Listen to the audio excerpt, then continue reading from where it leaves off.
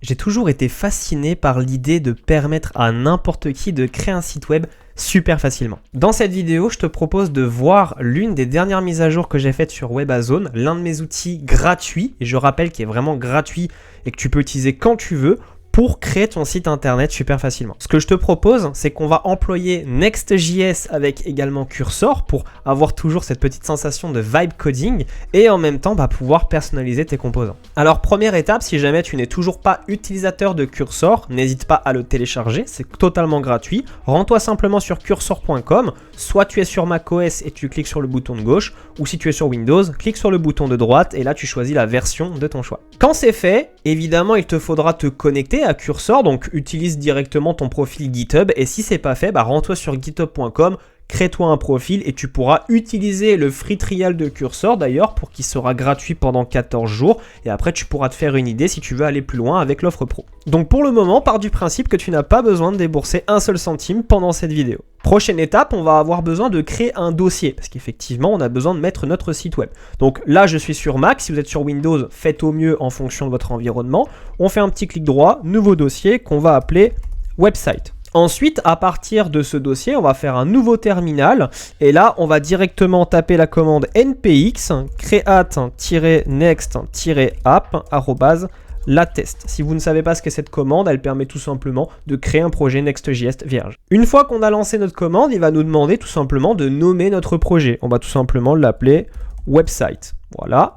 Ensuite, il va vous proposer si vous voulez utiliser TypeScript. Vous pouvez mettre oui par convention tout simplement. Non pour ESLint, pas besoin. Oui pour Tailwind, c'est important. SRC Directory, non, pas nécessaire. AppRouter, oui. TurboPack, non. Et Import Alias, on met non.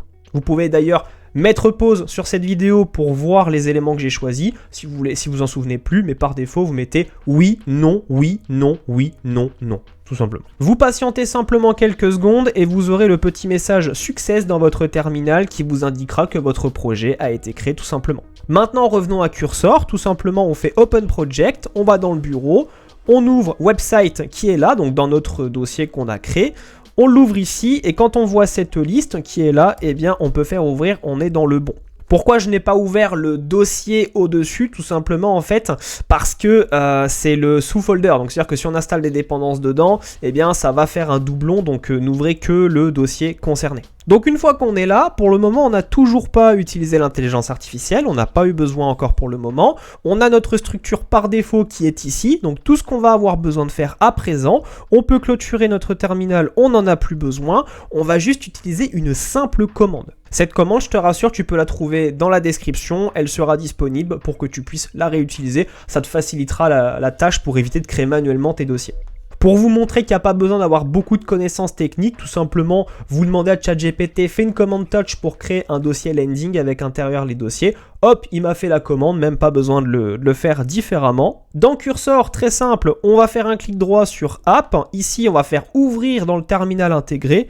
Et là, on va simplement copier-coller notre commande. Et comme on peut voir dans App, eh bien, on a bien un dossier landing qui a été créé avec About 4. Bon, là, il s'est un petit peu planté. Il a mis 4, j'aurais préféré qu'il mette autre chose. Alors, je viens de comprendre au passage ma connerie. Effectivement, c'est moi-même qui lui ai demandé de mettre 4 au lieu de CTA. Donc, voilà pourquoi il y a eu cette erreur. Mais vous rassurez-vous, dans la description, il n'y aura pas cette erreur. Elle sera corrigée. Maintenant que nos composants sont bien renommés, qu'on n'a plus de problème, pour le moment, on n'a toujours pas besoin de lancer le serveur de développement. On va juste mettre la structure à l'intérieur de page.tsx. Donc, pour l'instant, on n'en a qu'un. Il est très facile à voir. Il est juste en dessous du layout. Pas besoin de mettre de l'intelligence artificielle là-dedans, je vais vous expliquer comment créer la structure, vu qu'il y a l'autocomplétion, ça va se faire tout seul. Vous tapez simplement export, voilà, ici il va vous mettre par défaut default fonction home, après vous mettez ce qui est suggéré, on s'en fiche. Vous mettez le return, et là au lieu d'une div hello world, etc., donc on la met de cette manière-là. Avec l'autocomplétion, il le fait tout seul. On n'a pas besoin de div ici, donc on va tout simplement faire ça, comme ça. Alors non, ça, je ne veux pas. Hop, et ici, je veux que tu m'enlèves la petite div. Voilà, comme ça, parce que dans Next.js, on n'a pas nécessairement besoin par convention de mettre les divs. Ici, on va englober nos composants. Si jamais vous êtes trop gêné par l'autocomplétion et que vous voulez quand même un minimum le faire manuellement, sachez que vous pouvez le désactiver ici en cliquant sur Cursor Tab et après, vous pouvez désactiver ici globalement ou juste pour TypeScript. Une fois qu'on a mis ça en place, qu'on a juste le export default fonction home avec nos éléments qui sont là, maintenant on va pouvoir commencer à mettre nos composants. Donc très simple, on n'a même pas besoin de coder pour le moment, on va simplement se rendre sur WebAzone, on va chercher un header tout simplement. Donc on fait rechercher, hop, on attend que la liste se rafraîchisse. Ici on va prendre le premier, on va pas s'embêter, on fait visualiser, ils sont tous responsives hein, pour information. Si on est satisfait, eh bien on va dans la section code, on fait copier, donc par défaut, je le précise, sur WebAzone, c'est indiqué que ce sont des composants Next.js, pas des HTML comme sur l'éditeur. Et effectivement, vous avez l'indication si ce sont des server components ou si ce sont des client components. Quelle est la différence? C'est très simple. Ici, les headers nécessitent un useState, donc forcément, ils sont client-side, alors que les about, etc. sont server-side, vu qu'il n'y a pas nécessairement d'interaction en dehors des boutons qu'on des balises link. On reprend notre élément et tout ce qu'on va faire, c'est un commande V. CTRL V, hein, enfin, si jamais vous êtes sur Windows. Et là, en fait, on a notre premier composant qui est là. On va juste enlever la première ligne. Voilà. Et ici, pour le mettre en place, tout simplement, on va dans page.tsx. On se met à la première ligne. On va sauter un petit peu. Et là, on va faire tout simplement import. Et il va détecter qu'on a le header dans .landing header. Une fois qu'on a importé ici, bien entendu l'autocomplétion me le marque, on devra l'importer ici. Donc on va juste supprimer le hello world qui sert à rien ici parce qu'on n'en a pas besoin. Et là maintenant on va pouvoir lancer notre serveur de développement. Pour lancer votre serveur de développement, c'est très facile. Vous allez sur la petite icône qui sera juste en haut à droite, donc c'est pas la première mais la deuxième. Ça va vous mettre par défaut à la racine de votre fichier, enfin de votre dossier. Et là, selon l'utilitaire de package que vous utilisez, moi c'est pnpm dev, forcément pnpm run dev ça revient au même. Si vous êtes sur npm, vous mettez npm dev tout simplement.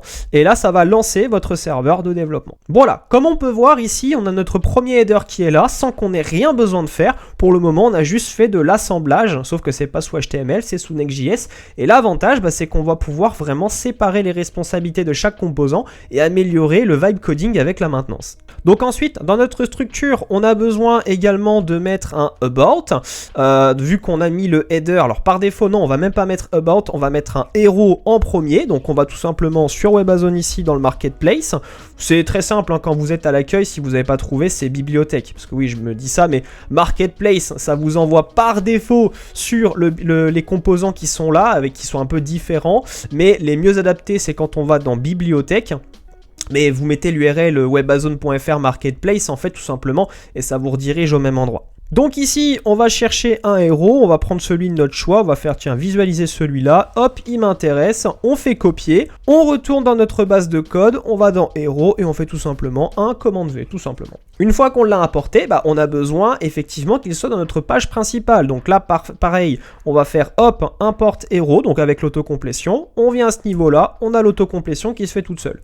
On va juste améliorer un petit peu les espaces pour que ça se fasse, voilà. Et ici, eh bien, si on va dans notre zone de création, eh bien on peut voir que notre héros a été mis. Maintenant, venons-en également aux informations importantes parce qu'il ne faut pas oublier que certains des composants utilisent des dépendances externes. Parce qu'effectivement, pour styliser, j'ai utilisé les icônes React. Donc là, vous voyez par exemple le About, il a un message d'avertissement. C'est sur la première ligne parce qu'on n'a pas encore installé la bibliothèque React. Donc tout simplement, si vous n'avez pas la commande et que vous n'avez pas envie de taper vous-même, eh bien vous allez simplement dans votre commande I pour afficher l'IA et on va lui dire installe les icônes React. Tout simplement, et en fait, il va installer les icônes que vous allez lui demander. Donc, pour que vous puissiez voir laquelle est la bonne bibliothèque, c'est npm ou pnpm comme vous voulez, installe react-icônes. C'est celle-ci qu'il faut installer. Une fois que c'est fait, vous verrez que le message d'avertissement a disparu. Ici, on peut maintenant importer notre composant correctement, donc qui est about. Ici, voilà, il vient en troisième. Alors, bien entendu, on a une petite erreur parce que j'ai enlevé la balise sans faire exprès.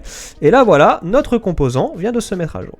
Pour éviter que la vidéo soit trop longue, ce que j'ai fait, c'est que j'ai pris le temps de sélectionner des composants que j'avais envie pour vous montrer un petit peu la conception web que j'ai voulu faire.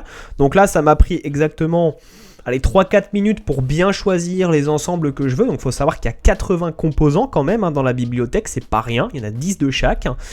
Et on peut voir ici que j'ai plutôt un joli résultat. Donc effectivement, on n'a toujours pas commencé à vibe coder, mais par contre, on a déjà quelque chose de prêt à l'emploi où on va pouvoir modifier composant par composant.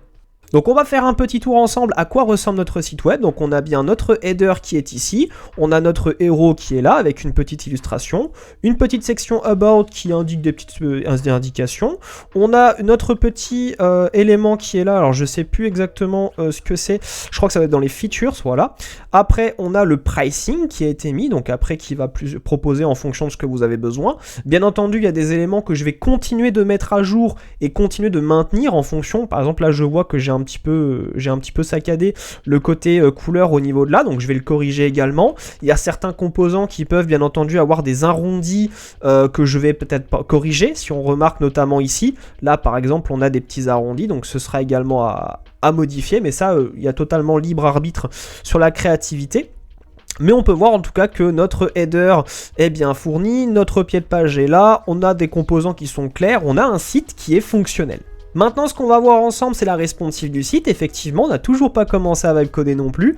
La responsive fonctionne parfaitement, tous les composants marchent de manière super bien faite. Alors après, il y a aussi par exemple le centrage sur les cartes que je vais également corriger, mais sinon tout le reste est nickel, et là à partir de ce moment-là, ça commence à devenir intéressant. Donc là maintenant, ce que je vais y demander tout simplement, c'est là qu'on va rentrer dans notre vibe coding, on va rien modifier nous-mêmes. Je vais soumettre un prompt à l'intelligence artificielle dans notre dossier landing, donc parcours chaque fichier de @landing, c'est pour qu'il ait le contexte, et modifie le contenu uniquement pour être cohérent sur une entreprise de création numérique marketing digital, ne pas modifier le design, juste le contenu texte, des balises titres, P, liens, boutons, etc. Maintenant, tout ce qu'on a besoin de faire, c'est entrer, et on laisse l'intelligence artificielle travailler, on se retrouve juste après. À présent que l'intelligence artificielle a fini de travailler, elle a mis à peu près 3 minutes pour modifier l'ensemble des fichiers. Donc on va faire un petit tour maintenant à voir à quoi ça ressemble. Donc maintenant notre site web s'appelle Digitalcraft, transformez votre présence digitale, etc. Donc il a bien respecté ce qu'on lui a demandé. On a nos illustrations qui sont toujours là, il n'a pas modifié. Par contre, tout le reste est bien présent. Il a modifié en fonction d'une entreprise de création de contenu, de solutions marketing. Et là, vous voyez, vous venez d'économiser quasiment 2000 €. Je dis bien 2000 € parce que c'est ce qui se facture en temps réel lorsqu'on fait appel à un freelance. C'est ce que moi-même je facture si on me demande évidemment de créer un site web sur mesure complet. Enfin, un peu moins quand même, pas 2000 €, faut pas abuser.